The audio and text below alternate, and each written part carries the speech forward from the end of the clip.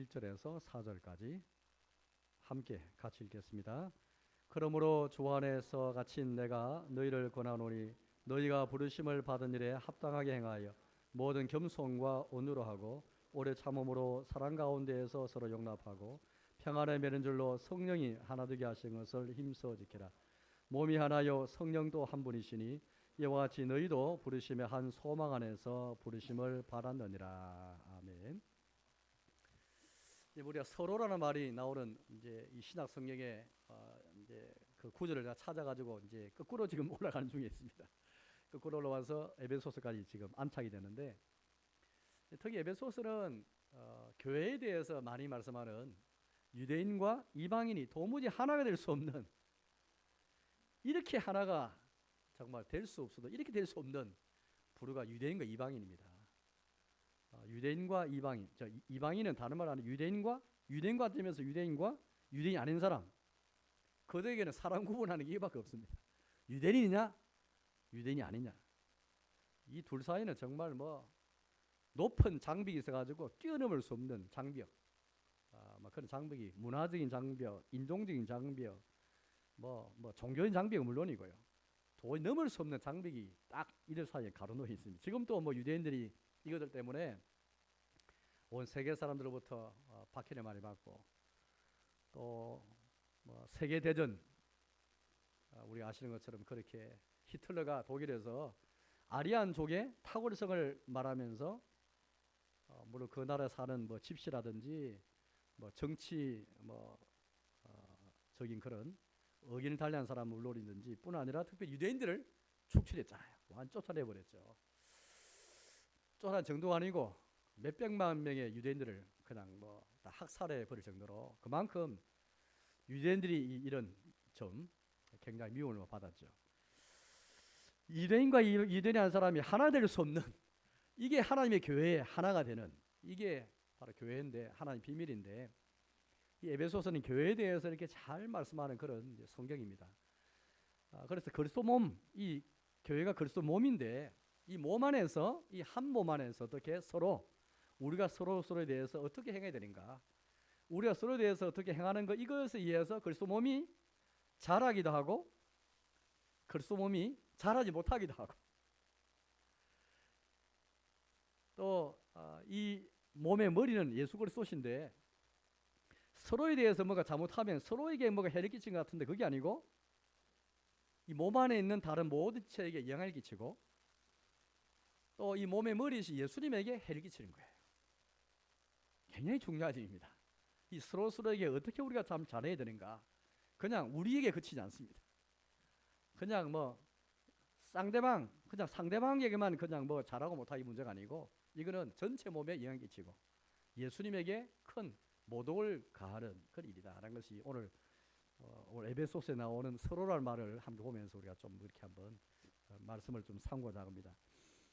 그다음에 서로라는 말은 2절 말씀 나오거든요. 2절에 모든 겸손과 온유로 하고 오래 참음으로 사랑 가운데에서 서로 용납하고, 이게 서로라는 말 나옵니다. 이 서로 용납하라는 말씀이 나오는데, 여기에 이 말씀 보려면 먼저 1절부터 좀 말씀 봐야 되거든요. 1절 보는 게 이렇게 말씀합니다. 그러므로 주 안에서 같이 내가 너희를 권하노니 너희가 부르심을 받은 일에 합당하게 행하여. 바울이 지금 갇혀 있잖아요. 감옥에서 지금 이 편지를 썼습니다. 좋은 환경이 아니고 좋지 못한 환경에서 바울이 지금 이 편을 써서 하나님 말씀을 전하고 있죠. 권하는 내용이 이렇습니다. 너희가 부르심을 받은 일에 합당하게 행하여. 부르심을 받은 일에 합당하게 행하는 그 삶 가운데 하나가 사랑 가운데에서 서로 용납하는 거예요. 그런데 우리가 일단은 부르심 받은 것부터 하나 우리가 좀 말씀 보겠습니다. 우리에게 먼저 말씀하기를 너희가 부르심을 받았다, 그렇게 말합니다. 부르심을 받았다. 우리 성도는 부르심을 받은 자이죠. 이거는 현재의 문제가 아니고 과거에 이미 부르심을 받았다라고 말합니다. 부르심을 받은 일에 합당하게 행하여. 받을 일도 아니고 부르심을 이미 받았습니다. 부르심을 받은 일에 일이 있다는 것을 우리에게 먼저 말씀하고 있습니다.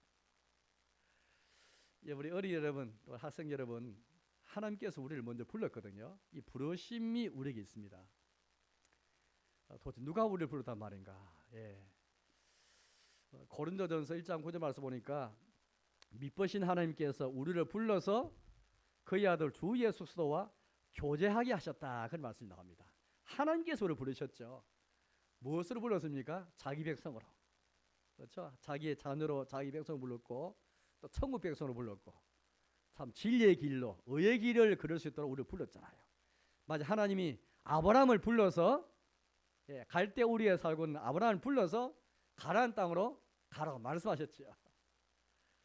하나님이 아브라함을 선택하시고 불러서 지명해 불러서 그렇게 언약을 맺으시고 가나안 땅을 약속했잖아요. 그와 똑같습니다. 미쁘신 하나님께서 우리 같은 죄인, 하나님 전혀 몰랐던 죄인인데 우리를 선택하고 부르셔서 우리의 죄를 보게 하시고 죄로 말미암아 비참함을 보게 하시고 그런 죄와 비참함에서 건지시는 우리의 구원자 예수님을 딱 보여주시고 예수를 그리스도를 믿음으로 우리가 들어갈 하나님 나라를 보여주시고 그 주의 나라를 인도하시는 하나님, 이게 하나님께서 우리를 부르신 목적이고 부르신 일이었습니다. 뭘 통해 불렀죠? 하나님 복음을 듣고 이 복음을 듣는 그 수단으로 그걸 매개로 우리 다 불렀잖아요. 저 여러분이 성경 읽든지 설교 듣든지 전도 받을 때 하나님 복음을 접하면서 그 복음을 통해서 하나님 부르신 것을 다 느끼고 그 부르심을 다 받아가지고 이 자리에 다 온 사람들입니다. 제 발로 온 게 아닙니다, 여러분들. 우리가 제 발로 온 것 같아도 다 하나님 불러서 다 이 자리에 온 거예요. 하나님 불러서 내가 온 게 아니다라고 생각하는 사람은 좀 더 생각해 봐야 됩니다. 내가 내 발로 와서 등록하고 내가 그렇게 주님을 찾았지라고 생각한다면 한 면만 보게 된 것이고 그 이면에 있는 어떻게 하나님 우리를 선택하고 불러서 그래 우리를 오게 하시는지를 이 은혜를 우리가 한편 모르고 있다는 것이죠. 성경은 우리의 결단과 우리의 선택 이전에 하나님께서 어떻게 우리를 사랑하셔서 창세전에 그 기쁘신 뜻대로 우리를 선택하시고 예정하시고 때가 되어 불러서 다 그렇게 우리를 복음을 듣게 하심으로 불러서 우리의 죄를 보게 하시고 글수를 보게 해주시고 믿게 해주시고 그 글수를 통해서 영생의 상속자로 삼아주시고 얼마나 참 감사드립니까? 그런데 이 부르심이 얼마나 큰 은혜고 얼마나 능력입니까? 이 부르심 받은 게 우리가 아무나 불러서 갑니까? 여러분들 아무나 불러서 가는 게 아니잖아요. 하나님께서 천지를 지으신 하나님 불러서 우리가 정말 불가항력적인 하나님 부르심 앞에 다 그렇게 우리가 참 이끌려서 우리가 지금 이 자리에 왔잖아요. 이 부르심의 능력을 생각나면 이 뭘로도 말할 수 없죠. 이 부르심의 능력, 부르심의 권세, 부르심의 그 힘. 근데 오늘 여기 말씀 보니까 부르심을 받은 일에 합당을 행하여. 제가 한번 생각해 봤습니다. 주님께서 우리에게 뭐 때문에 부르심을 받은 일에 합당하게 행하려 했을까? 합당하게 행할 수 있는 우리 힘이 우리한테 없는데 합당하게 행하는 요것만 본다면 우리는 합당하게 행할 만한 자격도 없고 힘이 나에 있을까? 내가 그만큼 거룩할까? 나의 삶이 정말 그렇게 될 수 있을까? 우리가 굉장히 스스로 생각한다면 부끄럽지 이 자신이 없잖아요. 그러나 오늘 여기 말씀 보니까 저는 무엇에 감사했냐면 이 부르심 받은 것이 큰 힘이 있구나. 이게 힘도 없는데 하나님께서 어떻게 합당하게 행하라 이 말씀이겠습니까? 부르심 받은 것이 얼마나 큰 권세가 있고 얼마나 힘이 있는지 우리에게 할 수 있는 것을 하나님 말씀하시지 할 수 없는 것을 우리에게 주어가지고 하라고 말씀하실 리가 없거든요. 부르심 받은 것이 큰 은혜입니다. 정말 하나님의 크신 능력과 하나님의 크신 권세로 부른 것이지 우리가 아무나 오래 해서 간 사람 아니잖아요. 우리 다 각자 어떤 사람들인데 우리가 아이들도 오래 하면 안 갑니다, 여러분들. 뭐가 있어야 가지. 학생들, 청년들이 얼마나 만만한데 보통 사람들 하는데 어떻게 우리가 이 시대에 지금 누가 오래 해서 간단 말입니까? 천지를 지으신 하나님께서 우리를 불렀기에 그의 힘이 얼마나 강력하고 얼마나 권세했기에 우리가 지금 불가항력적으로 온 거 아니에요. 그 힘이 대단히 크기 때문에 그 힘을 생각하면서 저 부르심 받은 능력이 합당행하는 삶으로 나타날 수 있기에 지금 주님이 우리에게 말씀하는 거예요. 합당 행하는 것보다도 부르심이 받은 이 능력이 크지 못하면 그건 될 수가 없죠. 부르심 받은 일이 얼마나 힘이 크고 얼마나 막 얼마나 권세했던지 우리 보고 그래 너희는 할 수 있다. 합당에 행하라. 그렇게 말씀하는 것 같습니다. 우리는 부르심과 택하심을 굳게 해야 되겠습니다. 베드로서에 나오고 있죠. 우리의 부르심, 우리의 택하심, 하나님께서 어떻게 우리를 택하시고 우리를 어떻게 부르시는가 이걸 굳게 하면서 나아가는 삶이 될 것 같아요. 이 합당행하는 삶 가운데 첫째가 뭐냐 하니까 모든 겸손과 온유입니다. 겸손과 온유, 뭐 이거는 설명할 필요가 없죠. 두 번째는 보니까 오래 참음이에요. 2절 말씀 나오는. 세 번째가 사랑 가운데에서 서로 용납하는 겁니다. 오래 참는 게 뭘까요? 오래 참는 것은 우리 하나님의 성품이잖아요. 원래 하나님은 오래 참으사. 정말 하나님은 오래 참으사 모든 사람이 다 멸망하지 않고 구원에 이르기를 바라시는 하나님의 마음이 오래 참는 거잖아요. 베드로 후서에 있는 말씀이죠. 그런데 오늘 여기 보니까 이 오래 참음은 주님의 성품만이 아니고 우리가 해야 할 일이다. 그렇게 말씀합니다. 보통 그런 말 하죠. 우리가 왜 오래 참느냐? 하나님이 오래 참으시지. 예수님이 오래 참으시지. 왜 우리가 오래 참느냐 하는데 아닙니다, 여러분들. 하나님께서 오래 참으신 분이시고 예수님께서도 오래 참으시지만은 우리에게도 오래 참으라 그렇게 말합니다. 오래 참는 건 뭐냐면 다른 사람이 실수, 다른 사람이 못되게 굴고 다른 사람이 잘못하는 거 여기 참으라 이 말이죠. 여러분들 잘하는 거 참는 게 아닙니다. 다른 사람이 교회 안에서 우리 지체들 사이에 뭔가 잘못하고 뭔가 실수하고 뭔가 마음에 안 들고 그게 오래 참는 거예요. 겸손할 수 있는데 온유할 수 있는데 그 다음 단계는 오래 참는 거예요. 겸손한데 온유한데 오래 참지 못해. 부르심 받은 일에 두 번째는 첫째 단계와 다 관계가 있습니다. 우리 겸손과 온유가 있다면 그 다음 단계는 오래 참는 겁니다. 이어서 나오는 게 사랑 가운데 서로 용납하는 거죠. 다른 사람의 실수, 다른 사람이 내 마음에 안 드는 거, 다른 사람이 잘못한 거 오래 참을 뿐 아니라 더 나아가서 서로 용납하라. 오래 참는 것보다 더 어려운 것은 용납하는 겁니다. 오래 참을 수 있지만은 오래 참은 것은 어쩌면 소극적일 수 있지만은 용납하는 것은 더 적극적인 것이잖아요. 뭐 가운데서요? 사랑 가운데서. 이 사랑은 에베소서 다 읽지 못했지만 에베소서는 특별히 하나님의 사랑, 예수님 사랑을 굉장히 많이 말씀하고 계시거든요. 특별히 또 이 에베소 교회가 어떤 곳인지 잘 보여주시죠. 에베소 교회는 저도 이제 이게 지금 터키에 있지 않습니까? 지금 터키에 저 밑쪽에 에베소가 있는데요. 저도 이제 한 몇 년 전에 갔다 왔습니다만은 터키 이스탄불에서 차로 10시간을 몰고 가가지고 단숨에 가서 에베소를 갔다 왔는데요. 그 당시 에베소는 쉽게 말하면 유대인들이 좀 적고 유대인보다는 이방인이 많은, 유대인이 아닌 사람이 많았던 곳입니다. 어쨌든 유대인과 이방인이 서로 섞여 있는 곳이에요. 아까 말씀드린 것처럼 유대인과 이방인은 서로 물과 기름처럼, 물과 기름이 이건 뭐 섞일 수가 없잖아요. 그것처럼 이 두 부류는 섞일 수가 없는 사람들이에요. 제가 지난주에 말씀드린 것처럼 쉽게 말하면 우리 정치적인 그런 우리나라의 지형을 좀 빌려온다면 아주 보수적인 극단적인 보수 진영이 있는 사람하고 극단적인 진보적인 있는 사람이 한 교회 안에 있는 겁니다. 옛날에 여러분들 우리가 소설이나 뭐 여러 가지 그걸 보면은 특히 로미오와 줄리엣은 서로 원수 가문, 서로 적대적이고 서로 원수 가문에서 서로 사랑하는 관계였잖아요. 비극으로 끝나죠. 비극으로. 이 로미오와 줄리엣만이 아닙니다, 여러분들. 소설이나 많은 거 실제 그랬고요. 이 그냥 가상이 아니고 실제로 보면은 서양에서는 이 두 가문이 서로 원수처럼 지내야 합니다. 대대로 결혼도 못해요. 서로 사랑했다가 결말이 비극으로 끝나는 게 얼마나 많아요. 이게 그냥 이야기가 아니고 진짜 사실이었습니다. 단테 신곡을 보더라도 단테가 사는 그 지역도 마찬가지였거든요.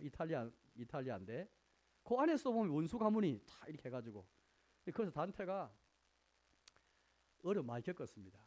한때 시의원이 되기도 하고 또 높은 자를 옮겼지만은 원수 가문 때문에 쫓겨나기도 하고 결국 나중에 신곡을 다 짓죠. 고생 끝에 자기 고향에 결국 못 돌아갑니다. 추방당해가지고 못 돌아가요. 자기 고향에. 그런 사람이 단테였습니다. 이런 비극적인 것들 굉장히 많이 보게 되는데 유대인과 이방인 사이에 그런 거예요. 이게 교회 안에 교회 안에. 3장을 잠깐 보겠습니다. 3장 보시면은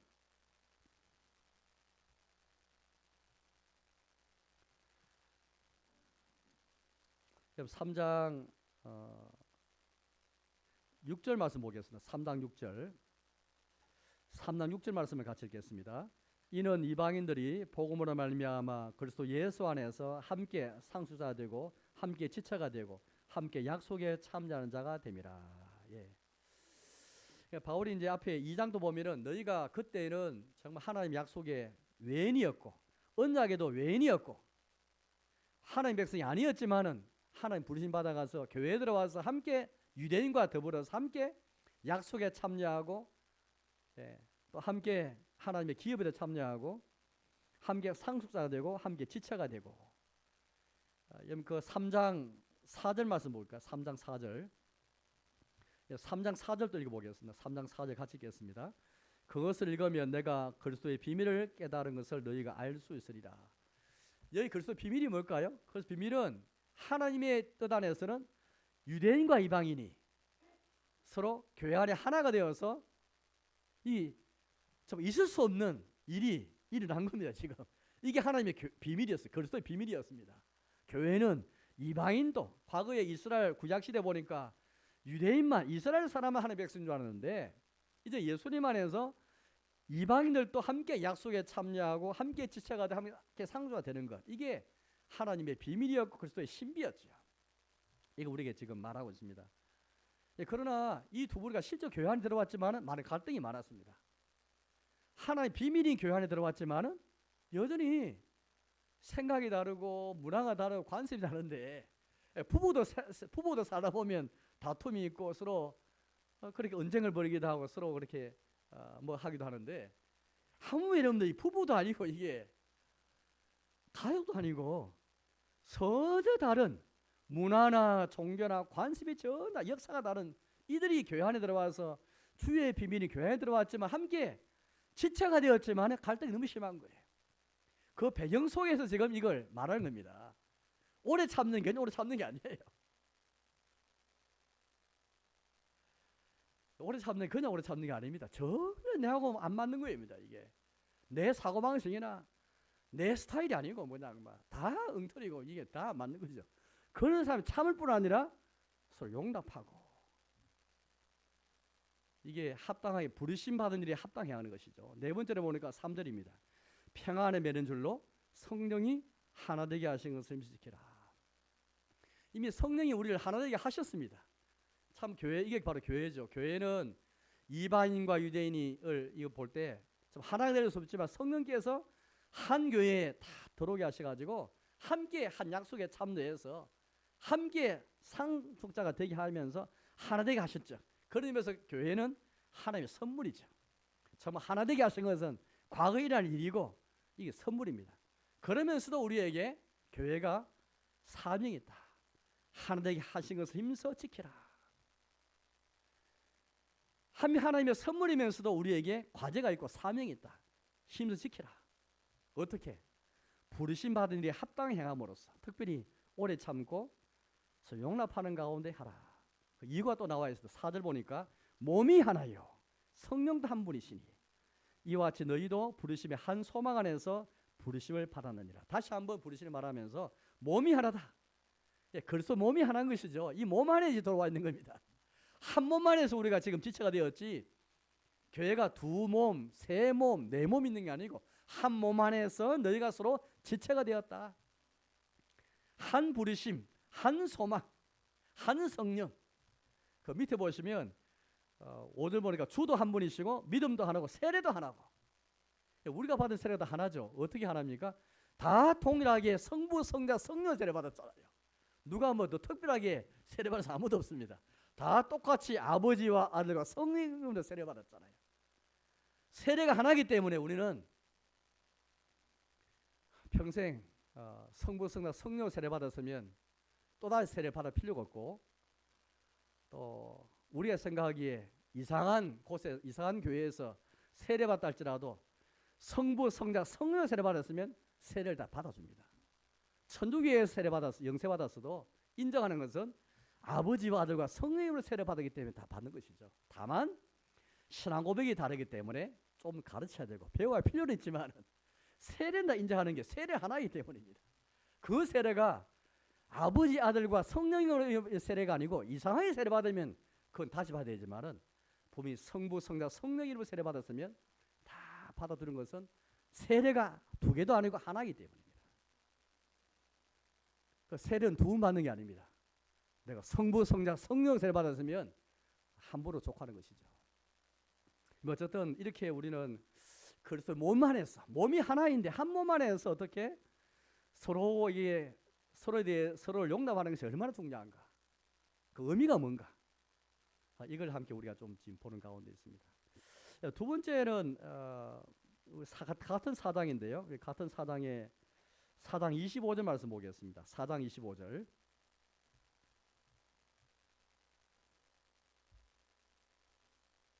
사장 25절 같이 볼까요? 4장 25절입니다. 같이 읽겠습니다. 그런즉 거짓을 버리고 과 더불어 참된 것을 말하라. 이는 우리가 서로 지체가 됨이라. 예. 우리가 서로 지체가 된다라는 말씀을 강조하고 있습니다. 한 몸 안에서 서로 지체가 되었다. 지체. 그러니까 우리가 서로에 행하는 것이 얼마나, 이게 교회 안에 행하는 것은 서로 지체가 되기 때문에 거짓을 버리고, 만약 우리가 이 한 몸 안에서 지체가 되는데 불구하고 지체에게 거짓을 행하고 거짓으로 우리가 만약에 그렇게 대한다면 상대방을 해칠 뿐 아니라 결국에는 이 몸을 해치게 되는 것이고 몸을 잘하지 못하게 만듭니다. 왜냐하면 여러분들 앞에 우리가 읽지 않았지만은 4장 16절 말씀을 읽어볼까요? 4장 16절. 4장 16절을 읽어보겠습니다. 같이 읽겠습니다. 그에게서 온몸이 각 마디를 통하여 도움을 받음으로 연결되고 결합되어 각 지체의 분량도를 역사하여 그 몸을 자라게 하며 사랑 안에서 스스로 세우느니라. 이 몸을 자라게 하며, 그러니까 그에게서, 그는 예수님이거든요. 머리에서 예수님에게서 다 연결되어 있어 가지고 우리는 다 이 그리스도의 한 몸 안에 지체가 되었지만은 머리에서 예수님과 다 연결되어 있습니다. 머리에게 연결되지 않은 지체가 없죠. 우리 몸에 어떤 지체라도 다 머리와 연결되어 있죠. 그런 가운데 또 서로 연결되어 있는데, 이 예수님, 머리 예수님에 연결되어 있으면서 우리도 서로 연결되어 있으면서 이렇게 말씀 보니까 몸을 자라게 한다. 각 마디를 통하여 도움을 받음으로 연결되고 결합되어 각 지체의 분량도 역사하여 그 몸을 자라게 하며, 이 몸은 자라야 되는데 만약 우리가 서로 거짓으로 대하고 거짓을 행한다면 몸이 안 자라는 거예요. 원래 교회가 어떤 점에서 문제가 있습니까?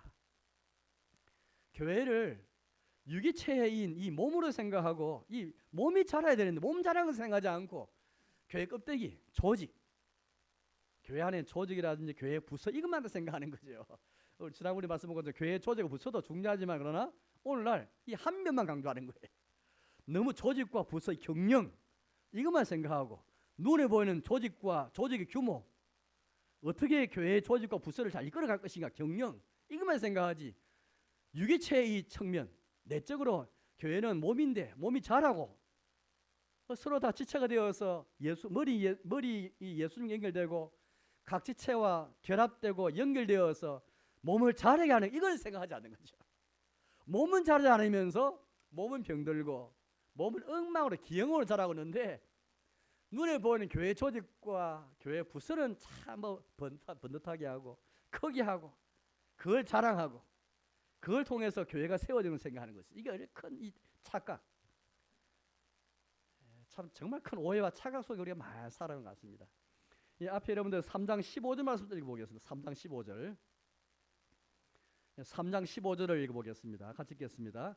오직 사랑 안에서 참된 것을 하여 범사에 그에까지 자랄지라. 그런 머리니 곧 그리스도라. 여기 보니까 범사에 그에게까지 죄송합니다. 4장 15절이네. 죄송합니다. 이게 참 죄송합니다. 4장 15절 같이 다시 읽읍시다. 4장 15절 같이 읽겠습니다. 오직 사랑 안에서 참된 것을 하여 범사에 그에까지 자랄지라. 그런 머리니 곧 그리스도라. 아까 몸이 자라는데 어디까지 자라야 돼 있죠? 머리신 그리스도까지 자라잖아요. 그냥 무작정 자라는 게 아니고 머리신 그리스도까지 우리가 자라는 것이고, 잘 자라고 건강히 자라야 되는데, 우리가 지체들 사이에 만약에 서로 관계 불편하고 불편 정도가 아니고 서로 거짓으로 대한다면 몸이 안 자랄 뿐 아니라 예수님에게까지 자라지 못하는 거죠. 교회는 결국 이 그리스도 몸으로서 계속 자라야 되고, 건강히 자라고 기형이 돼서 안 되고 올바르게 잘 자라야 되는데, 예수님에게까지 자라야 되는데, 이건 눈에 생각하지 않고 다른 것만 자꾸 생각하는 겁니다. 어떻게 그리스도 몸 안에서 서로에 대하는 것이 얼마나 중요한가. 단순히 내가 거짓으로 행할 때에 상대방만 해치는 게 아니에요. 이 몸 전체가 자라는 것을 방해하고 예수님에게 자라는 것을 방해하기 때문에 예수님에게 해를 끼치는 거예요. 심각한 것이죠. 그래서 우리가 그냥 사회에서 이웃을 사랑하라 이 말씀이 교회 안에서는 그게 나와 상대방과만 관계되는 것에 그치지 않고 전체 그리스도 몸, 교회에 영향 끼치고 교회의 분위기 정도가 아니고 몸을 자라지 못하게 만들고 예수님 머리 예수님께 자라지 못하게 만드니까 예수님에게 영향을 끼치는 그런 것이다라는 것입니다. 금방 중요한 그런 말씀 우리에게 해주고 있습니다. 거짓을 버리고 이웃과 더불어 참된 것을 말하라. 이는 우리가 서로 지체가 됩니다. 이런 맥락에서 여러분 4장 32절 말씀 보겠습니다. 4장 32절 여기도 보니까 서로란 말이 또 나오거든요. 4장 32절 같이 읽겠습니다. 서로 친절하게 하며 불쌍히 여기며 서로 용서하기를 하나님이 그리스도 안에서 너희를 용서하신 것 같이 하라. 역시 이제 우리가 서로 지체가 됨이라. 어떻게 몸을 자라게 하는가, 그 맥락 그에서 계속 이어질 말씀인데요. 우리가 서로 친절하게 할 수 있거든요. 굉장히 우리가 친절하게 서로 다 신사답게 친절하게 다 대응할 수 있고, 또 불쌍히 여기며 서로 불쌍히 여기고 참 이게 동정하는 마음 가지고 있는데, 그다음 세 번째 서로 용서하기를. 결국 저는 그런 생각했습니다. 그렇구나. 이게 서로 친절하고 불쌍히 여기고 여기까지 잘할 수 있는데, 그다음 용서하는 단계에 넘어가기 참 쉽잖아요. 오늘 말씀을 가만 보면 이게 남에게 친절히 대할 수 있고 남을 불쌍히 여길 수 있지만은, 이게 그 불쌍히는 마음이 또 친절하게 대하는 것이 남 용서하면서 드러나야 됩니다. 이게 이어져야 돼. 이게 오늘 이 말씀의 맥락입니다.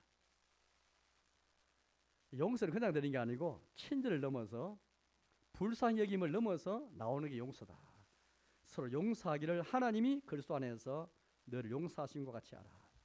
계속 여러분들 우리에게 계속 그리스도를 우리에게 제시해 줍니다. 하나님의 오래 참으심, 그리스도 오래 참으심, 오늘 하나님의 사랑, 그리스도 안에서 하나님이 우리 용서하신 것 같이 너희도 하라. 그리스도가 기준이고, 자 그리스도가 모두 우리의 삶의 표준이고 잣대임을 그렇게 말씀하고 있습니다. 어떠세요 여러분들? 우리가 남에게 친절히 대하는데, 남에게 친절히 행할 수 있고 남도 불쌍히고 남 동정할 수 있는데, 과연 남을 용서하는까지 나가는가 한번 생각해 보세요. 남 용서하는 것은, 서로 용서하는 것은 곧 이게 그리스도 몸을 자라게 하고 이게 예수님에게까지 자라게 하는 정말 일이다. 오늘 교회가 다 이걸 많이 못 보고 그냥 눈에 보이는 거, 조직, 뭐 경영, 뭐 이런 부서, 뭐 행사하고 사업하고 이런 거 잘하는데, 이 예수님 몸을, 예수님이 눈에 보이지 않는 이 유기체로서 그리스도 몸, 이건 눈에 잘 안 보이니까, 눈에 안 보인다 해가지고 이게 참 우리 영적인 눈이 떠해가지고 하나님의 손이 보일 뿐 아니라 하나님의 섭리한 손도 보일 뿐 아니라 눈에 보이지 않는 영적 그리스도 몸이 보여야 되는데, 교회가 보여야 되는데 교회는 안 보이고, 눈에 보이는 교회, 반듯한 형태를 띤 뭐 어떤 또 그런 교회의 모습, 요것만 눈에 보이는 거죠. 눈에 보이지 않는 영적인 신령한 그리스도 몸, 이건 참 못 보는 게 얼마나 참 오늘날 우리가 영적 어두워서. 결국 종교학과들은 그거잖아요. 종교학과들 찾은 복음은 그거지 않습니까? 교회는 어디에 교회가 있습니까? 이처럼 예수님 몸 안에서 서로 용서하고 그리스도의 비밀인 이 교회 안에 들어와가지고 이 복음 안에서 하나님이 그리스도 안에서 우리 용서하신 같이 우리 용서하는 이게 교회의 표지인데, 쉽게 말해 이런 것이 교회 표지고, 이 복음이 전파되고 이 복음의 표와 인이 성례가 시행되고 이거 위해서 권적이 나타나, 이게 교회인데, 그 당시 교회는 뭘로 봤어요? 교회는 기적이 일어나야 되고 눈에 병이 났고, 우리 병도 낫는 것도 하나님 역사로 다 보지만, 그러나 이것만 딱 보고 그 다음에 사람 숫자가 많아야 되고 전통이 좋아야 되고, 이것만 생각했거든요. 거기에 대해서 종교하다, 그게 아니다. 복음을 발견하니까 이 복음 안에서 이게 나타나야 진짜 교회다. 우리의 이 발상의 전환을 확 바꾸게 만들었죠. 그리고 오늘 불행하게도 오늘날 우리 주변에 많이 보면 이런 진정한 참 하나님께서 이 성경을 통해서 보이신 교회의 이런 보지 못하고 교회의 외관, 교회의 또 모양, 교회에 드러나 이것만 참 보면서 평가하는 게 얼마나 많은지 모르겠습니다. 자, 마지막 한 구절 볼 텐데요. 이제 5장입니다. 5장 넘어가서 5장 19절 말씀 보겠습니다. 5장 19절에서 말씀 보겠습니다. 5장 18절부터 볼게요. 5장 18에서 21까지, 5장 18절에서 21절까지 네 구절 말씀 읽겠습니다. 같이 읽겠습니다. 술 취하지 말라, 이는 방탕한 것이니 오직 성령으로 충만함을 받으라. 시와 찬송과 신령한 노래들로 서로 화답하며 너희의 마음으로 주께 노래하며 찬송하며 범사에 우리 주 예수 그리스도 이름으로 항상 아버지 하나님께 감사하며 그리스도를 경외함으로 피차 복종하라. 우리가 너무 잘 아는 구절입니다. 성령으로 충만을 받으라. 이 말은 성령의 지배를 받으라 이 말이잖아. 성령의 지배를 받고 성령의 다스림 받으라 이 말인데요. 세상의 지배, 또 세상 여러 가지 것들의 어떤 지배나 다스림이 아니고 성령의 지배를 받으라 이 말인데, 그 네 가지 결과를 말하거든요. 첫째는 18절인데 시와 찬송과 신령한 노래들로 서로 화답하는 것, 첫째 성령으로 지휘받을 때 그 모습입니다. 두 번째는 마음으로 주께 노래하며 찬송하며, 이 두 번째고, 세 번째는 범사에 우리 주 예수 그리스도 이름으로 항상 아버지 하나님께 감사하는 것. 네 번째, 그리스도를 경외함으로 피차 복종하라. 19절에도 서로, 21절에도 피차, 서로를 말이 두 번 나왔거든요. 성령, 쉽게 말해 성령의 지배를 받을 때 네 가지 결과가 있는데 두 가지에다가 다 서로가 있고 피차가 있습니다. 성령 충만하면 하나님께 대해서만 마음으로 찬양할 뿐 아니고 하나님께 감사할 뿐 아니라 서로에 대한 이 태도가 변화된다니까요. 성령 충만하면 주님과 나의 관계가 변화되는 게 아니고 서로 상호간의 관계가 변화되겠습니다. 서로 화답하며 피차 복종하는 거죠.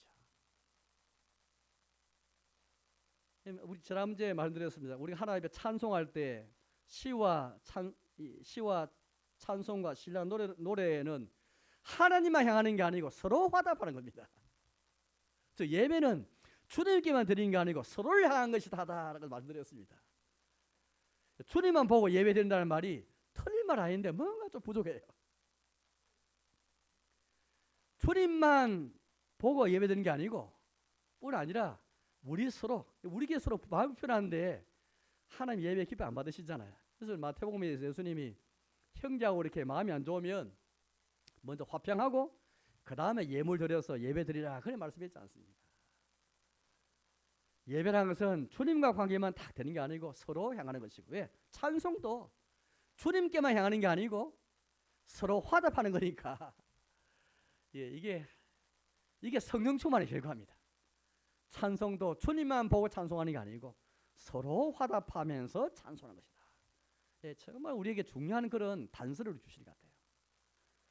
마지막 네 번째 보니까 그리스도를 경외함으로 피차 복종하라. 교회 안에 직분자가 있고 또 우리 직분자는 교우들이 있습니다. 직분자 하나님 세우신 건 직분자의 그 어떤 권면, 직분자의 어떤 그 다스림에 순종하지 않습니까?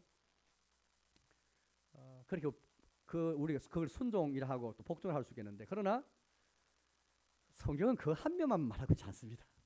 야, 그럼 나는 목사니까, 나는 장로와 집사 권사니까 무조건 나는 다 이렇게 교인들 무조건 내 말만 들어야 된다.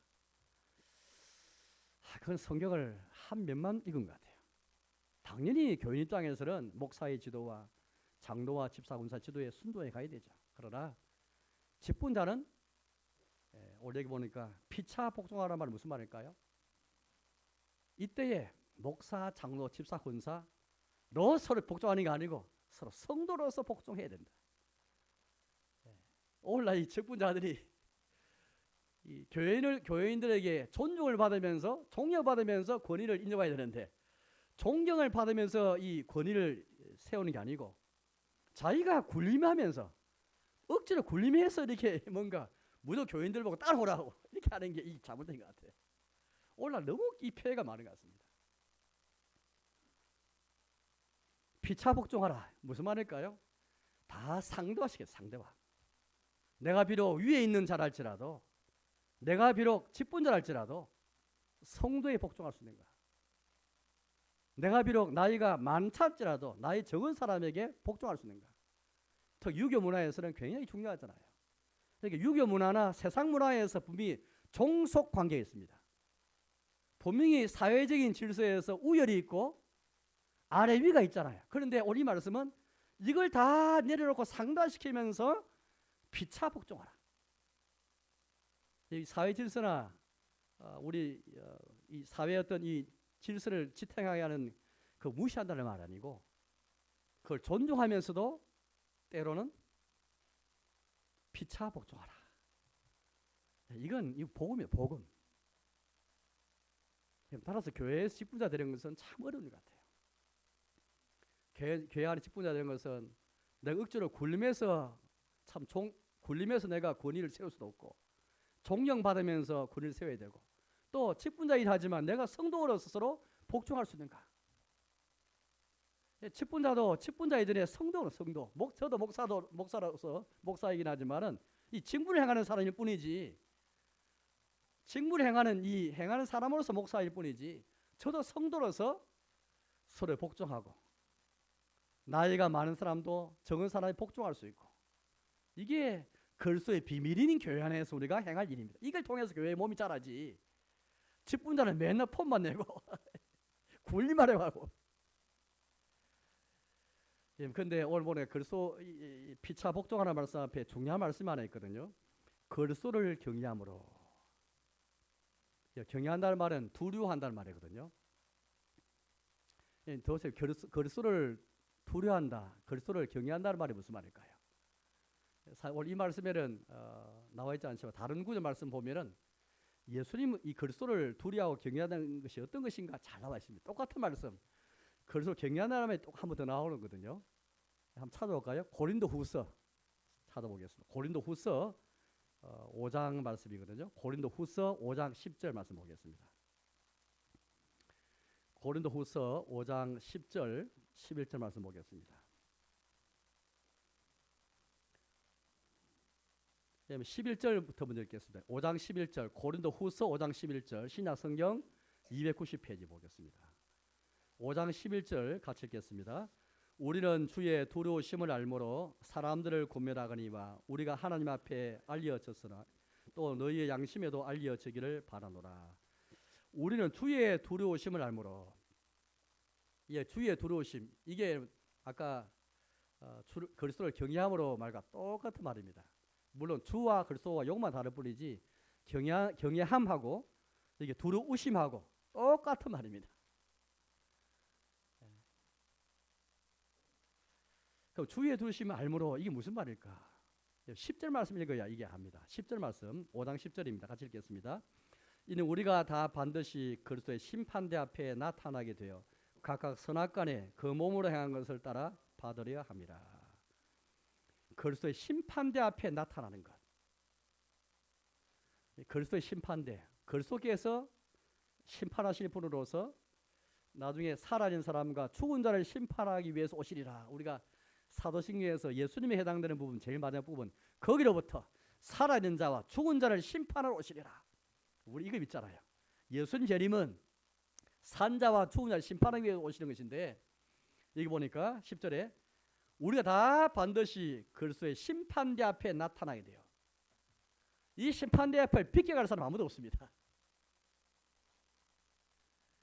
그 다음에 선악간에 그 몸으로 행한 것을 따라 받으려 합니다. 물론 우리는 구원받죠. 하나님의 구원받죠. 그렇지만은 다 심판대 앞에 나타나서 우리 행한 것이 다 드러나게 될 거예요. 11절에 나오는 주의 두르심을 알므로, 이 말은 10절과 이어진 말씀입니다. 우리 행한 것이 다 그리스도 심판대 앞에 나타나는 거, 이것만큼 두려운 게 어디 있습니까? 남이 내가 행한 걸 다 안다는 게 두렵잖아요. 이만큼 무서운 게 어디 있습니까? 내만 아는 비밀이 있는데 그걸 다른 사람이 안다 생각하면 이게 두렵잖아요. 그리스도가 왜 우리에게 두려운 분입니까? 주의 두르심을 알므로, 이게 무슨 말입니까? 우리 다 반드시 누구도 예의 없이 그래서 심판대 앞에 나타나게 될 이걸 생각하니까, 또 그 몸을 행한 것을 따라서 뭔가 받는다는 말을 생각하니까 우리가 주의 두려우심을 알므로 양심에 행하자, 이 말씀이잖아요. 돌아와서 다시 한번 에베소서 말씀을 한번 가만히 생각해 보시오. 그리스도를 경외함으로, 고린도서 5장 말씀을 이해하지 못하고는 그리스도를 경외한다는 말이 무슨 말인가 알 수가 없습니다. 피차 왜 복종해야 되는가? 하나님을, 그리스도를 두려워하면서 그리스도의 주의 두려우심을 알므로, 바울이 고백한 것처럼 주의 두려우심을 알므로 우리가 피차 복종하자. 내가 목사라도, 내가 직분자라도 피차 복종하자. 내가 나이 많더라도 복종하자. 내가 좀 더 알고 있더라도 복종하자. 아이들이 한 말이라도, 청년들이 한 말이라도 옳은 말이면 복종하자. 다 그 말이거든요. 주의 두려우심을 알므로 그리스도를 경외하기에 피차 복종하라. 따라서 주님 앞에는 다 상대화시켜야 됩니다. 주님보다 높은 게 없잖아요. 내가 받은 직분이든 나의 지위든 나이가 가진 어떤 것이라 할지라도 주님보다 높은 것이 없는데 주님의 기준에 비추어서 다 상대화시킬 줄 아는 게 이게 신앙 같아요. 주님만이 다 높아지고 주님만이 다 영광 얻으시고 주님의 경외 받으시면서 우리는 다 낮아지는 것. 그 앞에 주님 앞에 내가 다 내려놓는 것. 내 나이도, 내가 가진 것도, 내 경험도, 내 직분도 다 내려놓고 어떻게 피차 복종할 수 있는가? 그러나 우리 희망이 있죠. 왜? 교회는 그리스도의 비밀이기 때문에.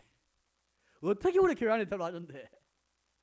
복음을 통해서 하나님이 선택하고 하나님이 불러서 우리가 이렇게 들어왔기 때문에 이방인과 유대인도 이렇게 함께 약속에 참여하고 함께 상속자가 되고 함께 지체가 되어서, 비록 순간순간에 갈등이 있고 순간순간은 불편했지만 그러나 성령이 하나 되는 것을 힘지켜가면서 부르심 받은 일에 합당 행하는 가운데 점점 이 교회가, 이 그리스도 몸이 자라면서 예수님과 자라는 그 모습을 보여왔잖아요. 우리에게는 힘이 없습니다. 그러나 이미 성령님이 하나 되게 하신 교회를 우리가 선사하셨고 하나님께서 강력한 권세로 천지를 창조하신 그 말씀으로 우리를 부르셨고 그 부르심의 은혜와 능력이 우리에게 크다면 합당 행할 수 있는 힘과 여지를 우리에게 주시고 이 길을 우리 여실 것 같아요. 이제 말씀에 얻도록 하겠습니다. 여러분, 오늘 우리 에베소서에서는 그리스도 몸 안에서 우리가 서로 행하는 것이 어떤 의미가 있는가 함께 보았습니다. 1년 동안 계속해서 우리가 오후 예배 때마다 교회 세우기에 대해서 말씀 보았는데요. 정말 교회 세우는 것은 평생 해야 할 일이지만은 원리를 하나 시키는 게 정말 중요할 것 같습니다. 왜 우리가 교회 세우는 게 어떤 것인가? 어떻게 세울 것인가?